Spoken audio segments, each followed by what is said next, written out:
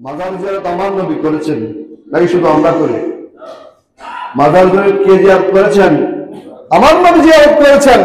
আচ্ছা, সেদিন যদি মাজার জিয়ারত বেদাত হতো, অলিদের দরবারে বেদাত যাওয়া বেদাত হতো, তাহলে জিবরিল আমার নবীকে আগে বারণ করতেন, ইয়া রাসূলুল্লাহ এখানে নামারও দরকার নাই, জিয়ারত করার দরকার নাই, সুদা চলে যায়। জোরে বলি না সুবহানাল্লাহ। আমার নবী যখন হযরত মুসা আলাইহিস সালামকে যখন জিয়ারত করার জন্য নামলেন, আমার নবী দেখতে পেলেন হুয়া কাইমুন ইউসাল্লি। আমার নবী মুসা আলাইহিস সালামকে কবরের মধ্যে দেখতে পেলেন। মুসা আলাইহিস সালাম দাঁড়িয়ে দাঁড়িয়ে সালাত আদায় করছেন। চিৎকার দিয়ে বলি সুবহানাল্লাহ। হুয়া কাইমুন ইউসাল্লি, তিনি দণ্ডমান অবস্থায় কি করছেন? নামাজ আদায় করছেন। সালাতের অর্থ দুইটা হতে পারে। আপনার যারা মুহাদ্দিসিনে কেরাম তাফসীর করেছেন, সুফিরা তাফসীর করেছেন, সেটা এভাবেই তাফসীর করেছেন যে মুসা আলাইহিস সালাম যখন আমার নবীর তাশরীফ আওয়ার যখন সেখানে বুঝতে পারলেন, তিনি আমার নবীকে সম্মান দেওয়ার জন্য আমার নবীর মুহাব্বতে তিনি দাঁড়িয়ে দাঁড়িয়ে হুয়া কাইমুন ইউসাল্লি, তিনি আমার নবীকে দাঁড়িয়ে দাঁড়িয়ে সালাম দিচ্ছেন। জোরে বলি সুবহানাল্লাহ। আমার নবীকে কি দিচ্ছেন? লিকুল্লি নবিয়্যিন মানাবিরুন ওয়ালিল আউলিয়ায়ে মিনবারুন। যখন কিয়ামতের ময়দান কায়েম হয়ে যাবে, সমস্ত নবীর জন্য, সমস্ত ওলির জন্য আল্লাহ কিয়ামতের ময়দানে মিনবার বানিয়েছেন। কি বানিয়েছেন? মিনবার বানিয়েছেন। সমস্ত নবী রাসূল মিনবারের মধ্যে আরোহণ হয়ে যাবে, মিনবারের মধ্যে বসে যাবে। সমস্ত ওলিরা তাদের আসন গ্রহণ করে ফেলবেন, মিনবারের মধ্যে বসে যাবেন। কিন্তু আমার নবী বলছেন, আনা আকুমু বাইনা ইয়াদাই রাব্বি, আমি আল্লাহর কুদরতের চোখের সামনে দাঁড়িয়ে থাকবো, আমি নবী সিংহাসন গ্রহণ করব না। চিৎকার দিয়ে বলি সুবহানাল্লাহ। সকল নবী রাসূল আপনার সেই কিয়ামতের ময়দানে তাদের শানওয়ালা মিনবারের মধ্যে বসে যাবেন। আমার নবী তখন কি করবেন না? মিনবারে বসবেন না। জিজ্ঞাসা করা হলো, নবী, সমস্ত নবী রাসূল মিনবারের মধ্যে বসে গেলেন, তাদের সিটের মধ্যে বসে গেলেন, সমস্ত ওলি کرام তাদের আসনের মধ্যে বসে গেলেন, আপনি কেন বসতেছেন না? আমার নবী উত্তরে দিতে লাগলেন, ও দুনিয়ার মানুষ শোনো, সমস্ত মানুষের ডিউটি শেষ, সমস্ত ওলিদের ডিউটি শেষ, সমস্ত নবীদের ডিউটি শেষ, কিন্তু আমি মুহাম্মদুর রাসূলুল্লাহর ডিউটি এখনো শেষ হয় নাই। চিৎকার দিয়ে বলি সুবহানাল্লাহ। আমার নবী বলছে, আমার ডিউটি এখনো শেষ হয়। বলছেন কেন? বলছেন, এই দুনিয়ার মানুষ শোনো, যতক্ষণ পর্যন্ত না আমি এই নবীর একজন উম্মত জান্নাতে যাওয়া বাকি থাকবে, ততক্ষণ পর্যন্ত আমি নবী আমার সিংহাসন মাকামে মাহমুদ আমি গ্রহণ করব না। কেন? যদি আমি মাকামে মাহমুদ গ্রহণ করে ফেলি, আমার উম্মত জান্নাতে যেতে পারবে না। আমার উম্মত যতক্ষণ পর্যন্ত জান্নাতে যাওয়া শেষ না হয়, ততক্ষণ পর্যন্ত আমি নবী আমার সেই আসনের মধ্যে বসবো না। আমি আল্লাহর দরবারে সিজদা থেকে উঠে বারবার আমার আল্লাহর কাছে আরজি দিয়ে দিয়ে আমার সমস্ত উম্মতকে আমি জান্নাতে প্রবেশ করাবো। চিৎকার দিয়ে বলি সুবহানাল্লাহ। সমস্ত নবীর কাজ শেষ, সমস্ত ওলির কাজ শেষ, কিন্তু আমি নবীর কাছে কোন শেষ হয়? তো যেখানে আল্লাহর কুদরতের সামনে আল্লাহর কাছে আমার নবী দাঁড়িয়ে থাকবেন উম্মতের জন্য, নিজের উম্মতকে বাঁচানোর জন্য, আর সেই নবীর মুহাব্বতে যখন আমরা সালাম দিই, সেই নবীকে যখন আমরা মুহাব্বতে দাঁড়িয়ে মিলাদ কিয়াম করি, ওনাকে সম্মান জানাই, ওনাকে মুহাব্বত করি, তখন আমাদের নামে বিভিন্ন রকমের ফতোয়া আসে। জুড়ে বলি নাউজুবিল্লাহ। আল্লাহ পাক রব্বুল আলামিন যে সমস্ত ভাই আমার নবীর এই সম্মানকে ইজ্জতকে বুঝতে পারে নাই, তা সেগুলো বোঝার জন্য তৌফিক দান করুক। সবাই বলি আমিন। এবার আসলে আমার নবীর সমস্ত নবীর ইন্তজারে রয়েছেন।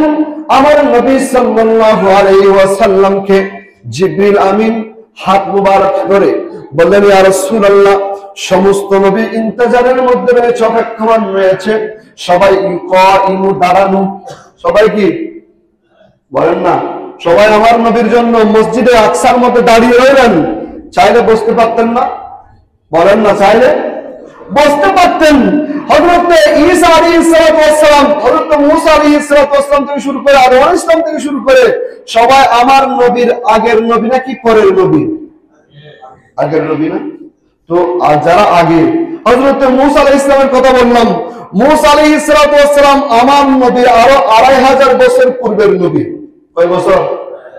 2500 বছর পূর্বের নবী, যিনাকে বেতলহেমের মধ্যে দেখলেন কবরের মধ্যে আপনার মাজার পাকের মধ্যে নামাজ আদায় করছেন, মুহূর্তের মধ্যে দেখলেন আবার সেই মূসা আলাইহিস সালাম আপনার মসজিদে আকসায় ফিলিস্তিনে চলে আসলেন। জুড়ে বলি সুবহানাল্লাহ।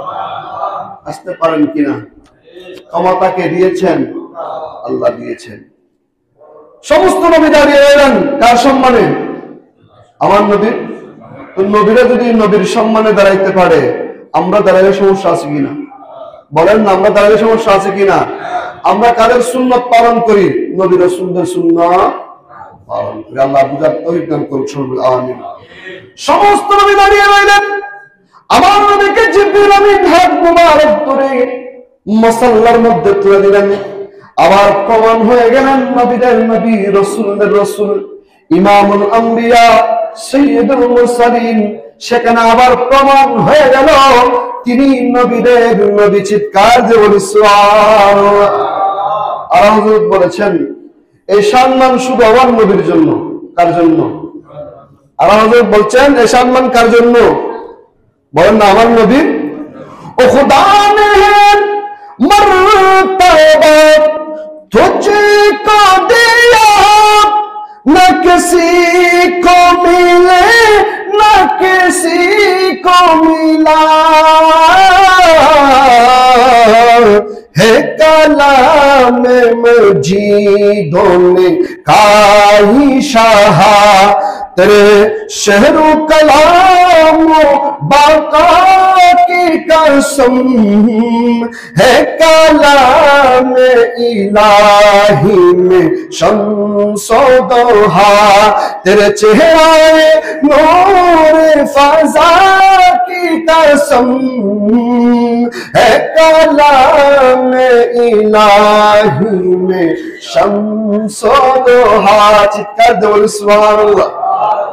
আর হযরত বলছেন এই শান, এই মর্যাদা, নবীর এই আসমত কোন নবীর জন্য নয়, কোন রাসূলের জন্য নয়, কোন বান্দার জন্য নয়, এটা শুধু আল্লাহ স্পেশাল আমার নবীকে দান করেছেন। জুড়ে বলি সুবহানাল্লাহ। কাকে দিয়েছেন? আল্লাহর নবী স্পেশাল ভাবে আল্লাহ এটা দান করেছেন। আসমান নহে পর सब नबी रह गए अर्श आजम पे पहुंचा हमारा नबी सबसे हमारा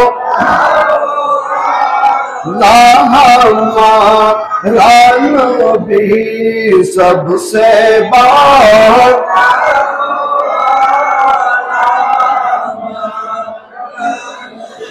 সৃষ্টির আগে থেকে সৃষ্টির পরে যত নবী রাসূল দুনিয়ার জমিনের মধ্যে এসেছেন, সমস্ত নবীদের মূল হচ্ছেন আমার নবী। জুড়ে বলি সুবহানাল্লাহ।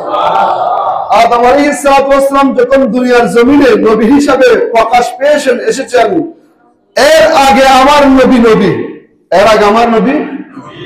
আমার নবীর নবুয়ত সম্পর্কে যখন জিবরিল আমিন জিজ্ঞাসা করলেন, বলছে জিবরিল আমিন মনে হয় তুমি আমাকে নতুন দেখেছো এমন এমন, কিন্তু আমি নবী এমন নতুন নই, আমি এমন পুরাতন।